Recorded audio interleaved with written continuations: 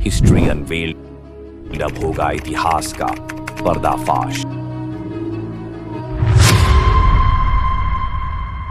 Hello दोस्तों, आज आप जानेंगे इतिहास की एक ऐसी बेरहम और वैश्य महारानी के बारे में जो कि अपने आशिक के साथ यौन संबंध के बाद उसको जिंदा जला देती थी। अगर आप इतिहास की किताबों में देखेंगे तो अफ्रीकी देश अंगोला की रानी एंजिंगा एम्बांदी एक बहादुर और तेज दिमाग वाली योद्धा के रूप में नजर आएंगी, जिन्होंने 17वीं शताब्दी में अफ्रीका में यूरोपीय उपनिवेशवाद के खिलाफ जंग छेड़ी थी।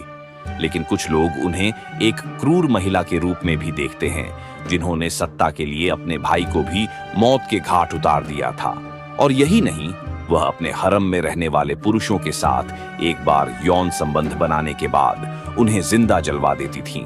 लेकिन इतिहासकार एक बात पर राजी होते हैं, और वह यह है कि एंजिंगा अफ्रीका की सबसे लोकप्रिय महिलाओं में से एक है।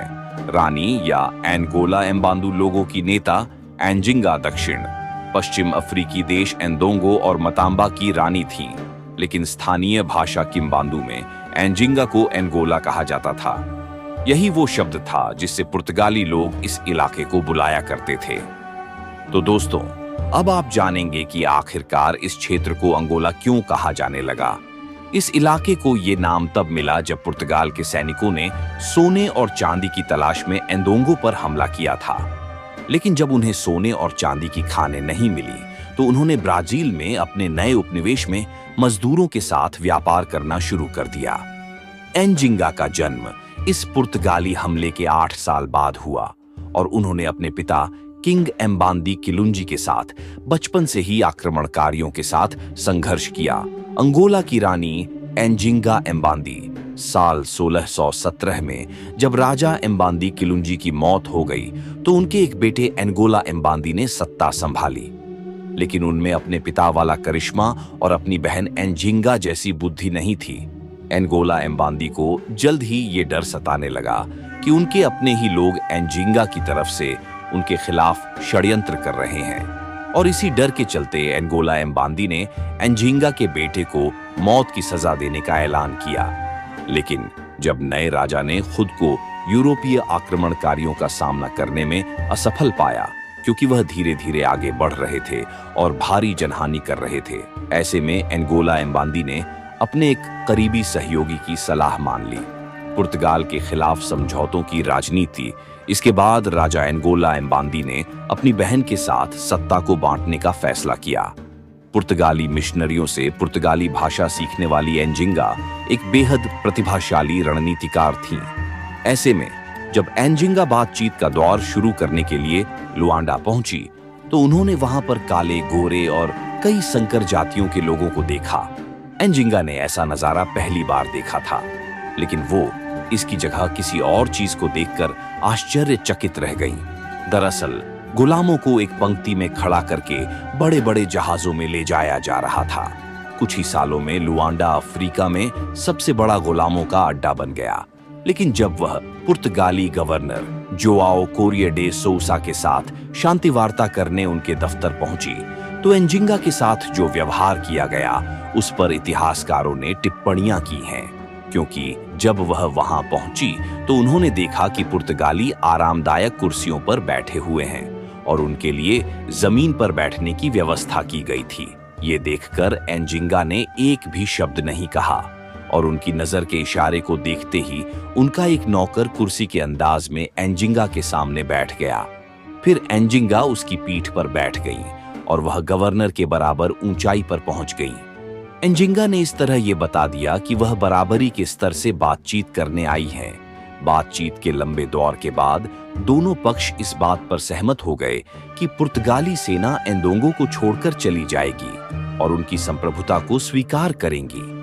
लेकिन इसके बदले में एंजिंगा इस पर तैयार हुई कि इस क्षेत्र को व्यापारिक रास्तों को बनाने के लिए खुला छोड़ा जाएगा। पुर्तगाल के साथ रिश्ते बेहतर करने के लिए एंजिंगा ने ईसाई धर्म भी स्वीकार किया, जिसके बाद नया नाम एना डे सूजा धारण किया। इस वक्त उनकी उम्र 40 साल थी, लेकिन दोनों के बीच बेहतर रिश्ते ज्यादा देर तक नहीं चले और जल्द ही संघर्ष की शुरुआत हो गई। अब आप जानेंगे कि जब एंजिंगा रानी बनी तो दोस्तों, आपकी जानकारी के लिए बता दें कि साल 1624 में इनके भाई एक छोटे से द्वीप में जाकर रहने लगे। इसके बाद यहीं उनकी मौत हो गई। एंजिंगा की भाई की मौत को लेकर कई तरह की कहानियां हैं। कुछ लोग कहते हैं कि एंजिंगा ने अपने बेटे की हत्या का बदला लेने के लिए उन्हें जहर दिलवाया। वहीं कुछ लोग उनकी मौत को आत्महत्या के रूप में भी देखते हैं।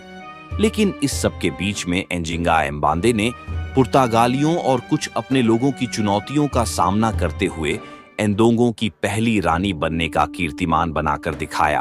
अंगोला की नेशनल लाइब्रेरी के निदेशक जाओ पेड्रो लोरेंको के मुताबिक अफ्रीका में बीते कई युगों से जारी महिलाओं के शोषण के खिलाफ एंजिंगा एम्बांदे एक मुखर आवाज की तरह है।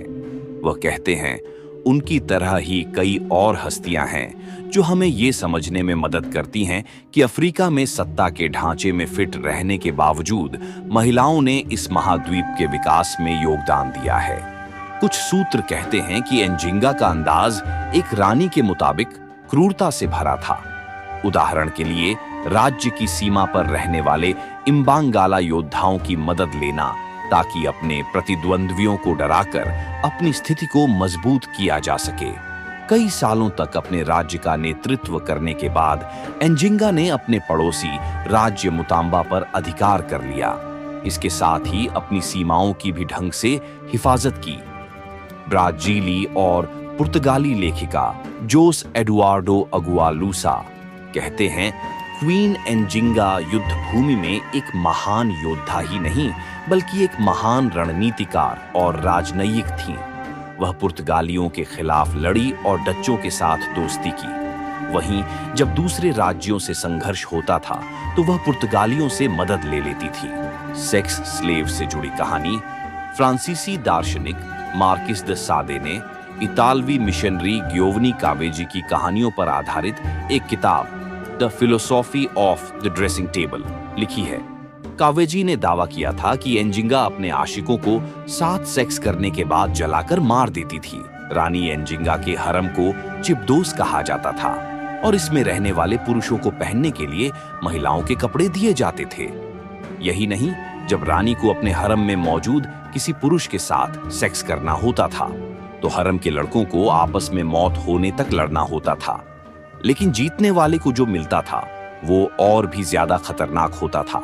दरअसल ये होता था कि इन पुरुषों को सेक्स के बाद जलाकर मार दिया जाता था। हालांकि ये माना जाता है कि कावेजी की कहानियां दूसरे लोगों के दावों पर आधारित हैं। ऐसे में इतिहासकार मानते हैं कि इसके कई और वर्जन भी मौजूद हैं। इस वीडियो में दी गई हर जानकारी सोशल मीडिया और विकिपीडिया से ली गई है। हमारी इस वीडियो का उद्देश्य किसी भी जाति, धर्म या किसी भी समुदाय की भावनाओं को ठेस पहुंचाना नहीं है। तो दोस्तों, कैसी लगी आपको हमारी यह वीडियो? अगर आप ऐसे ही और इंटरेस्टिंग वीडियो देखना चाहते हैं तो हमारे चैनल को सब्सक्राइब कर लें और बेल आइकन का बटन भी दबा दें ताकि हमारी हर वीडियो की नोटिफिकेशन आप तक पहुंचती रहे।